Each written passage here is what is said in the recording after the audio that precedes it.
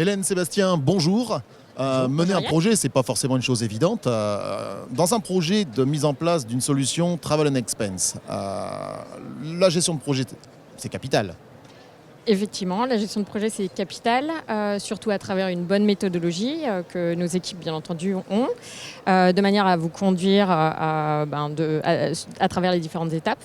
Et puis surtout, vous préconiser certaines meilleures pratiques et vous faciliter ce déploiement et en amont, avoir un bon design de ce que vous souhaitez mettre en place. Sébastien, qu'est-ce qui est le plus important? C'est les hommes ou les process? Alors, je dirais les deux. Les hommes, parce que quand on met en place un projet de Travel and Expense, on va faire appel à un grand nombre d'interlocuteurs en interne, direction des achats, les métiers, finances, ressources humaines et bien évidemment des utilisateurs clés. Donc il y a vraiment un besoin d'accompagnement et d'harmonisation pour mettre toutes ces personnes autour de la table et avoir une espèce de tendance commune. Et puis les process, forcément, parce qu'on a au sein des organisations des process qui sont les notes de frais plutôt gérées côté finance, les voyages côté achat. Et donc on a des process énormément différenciés aujourd'hui au sein des organisations. Donc il est important dès le départ d'avoir une équipe projet qui rassemble les humains, les interlocuteurs, du porteur du sujet et également les process. Et ça c'est valable côté, je dirais, prestataire. Côté client, il faut aussi qu'il soit organisé, qu'il ait fait ce qu'il fallait pour préparer l'arrivée. Je dirais un petit peu comme un nouveau-né en fait quelque part. Il faut préparer l'arrivée de cette solution dans la gestion de la note de frais, du voyage, de toute la suite du business travel en fait.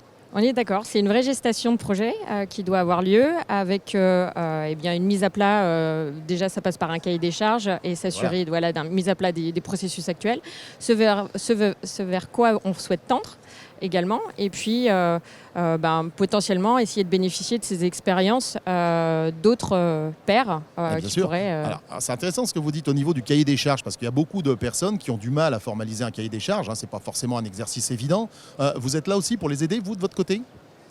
Bien sûr, mais on a également différents partenaires qui accompagnent l'élaboration de ce cahier des charges.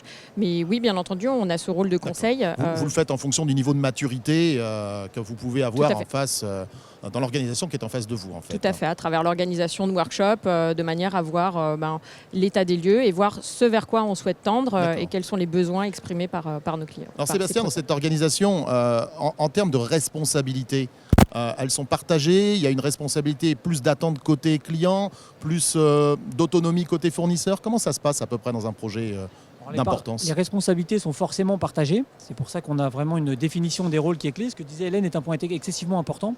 On a de plus en plus de partenaires dans notre écosystème, en tout cas, qui se sont spécialisés pour accompagner les clients dès le départ. Rédaction, collecte des besoins, rédaction du cahier des charges. Et les rôles sont définis très en amont de ces sujets-là. Donc on a une équipe projet qui est très claire en fait sur les attentes de ces utilisateurs, de leurs clients internes. Et nous, on prend toute notre part dans la mise en place et la sécurisation de ce projet-là côté technologie. Et on a très souvent, de plus en plus, les cabinets de conseil avec qui on travaille et on collabore, qui eux vont piloter vraiment en fait, l'ensemble des accords sous une direction de projet.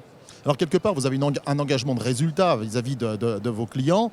Et moi, j'ai envie de vous poser la question, PME, PMI, ETI, grande société, est-ce que c'est plus difficile pour un type d'entreprise que pour un autre? Ou alors, est-ce que tout le monde peut réussir facilement un projet de mise en place d'un outil Travel and Expense? C'est une bonne question. La question piège, ça. C'est une bonne question parce qu'effectivement, on adresse tout type d'entreprise. Ça, c'est un point évident.